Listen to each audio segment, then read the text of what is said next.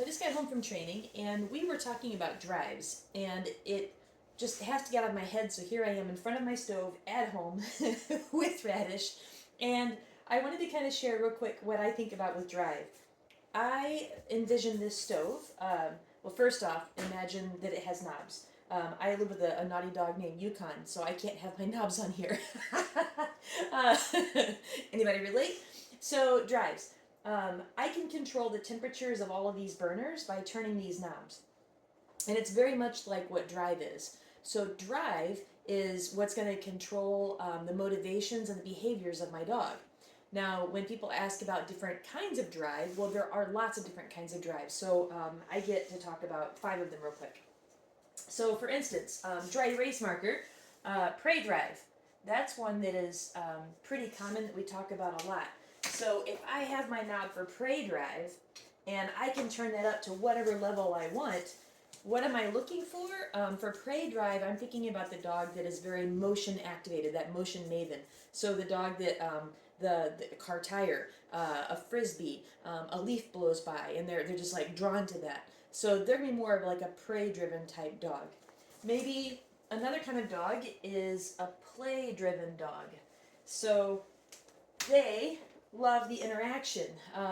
So I have my little knob that I can turn that up whatever kind of heat I want. So for my play-driven dog, they're so much fun. I love them.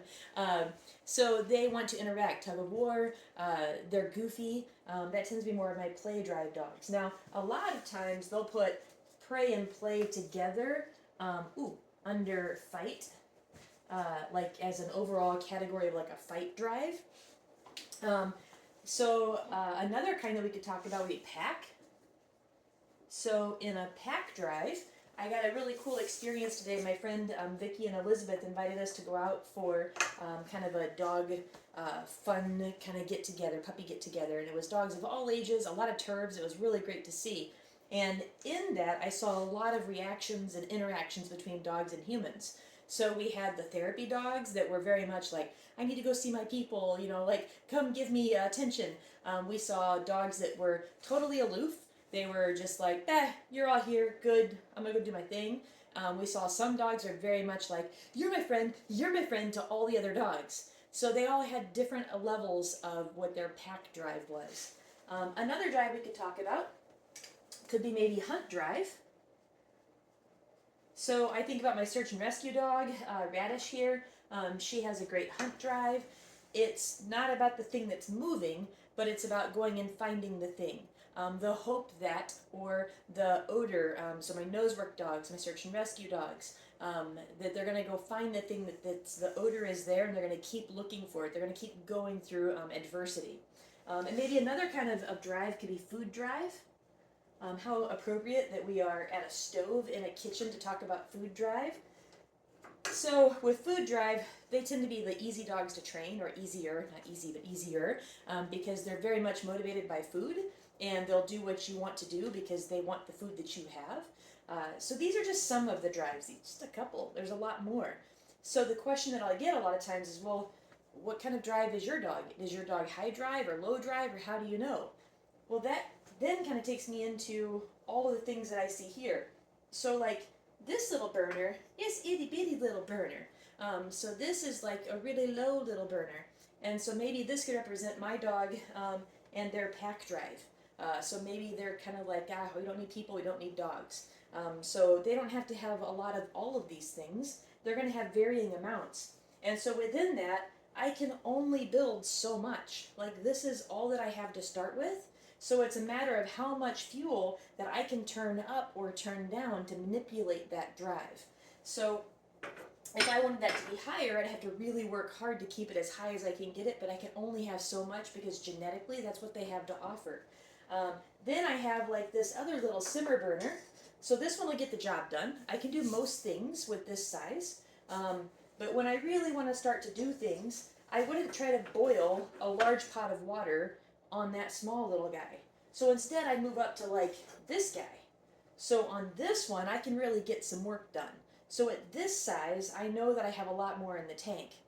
But get this, I have a power burner. Look how big this dude is. When I'm going to get some stuff done, and I need to like boil a big pot of water, this is where I'm gonna go. If I tried to boil it here, I may never get the job done.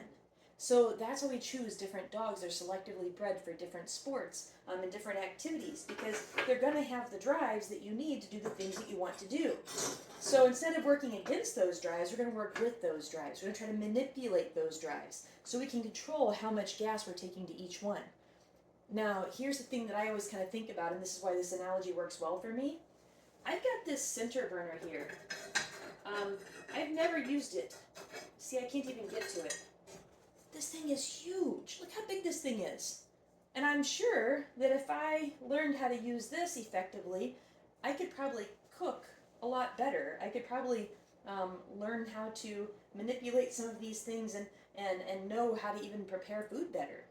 So how does that go to drives? Well, maybe if I knew how to manipulate some of those drives better, I could have even better outcomes. Like right now I try cast iron, and maybe it's something else I should be trying. It's all the tools we use, but we really can only control the size of the drive that we have. We can make it better, we can also squelch it some. So we have to be very thoughtful about how we want to control those drives to be able to make the best relationship we can with our dogs to achieve the sorts of goals that we have set forth. So I hope that makes a little bit of sense. I don't know that arousal can come into play with my stove. Maybe arousal lives in my oven.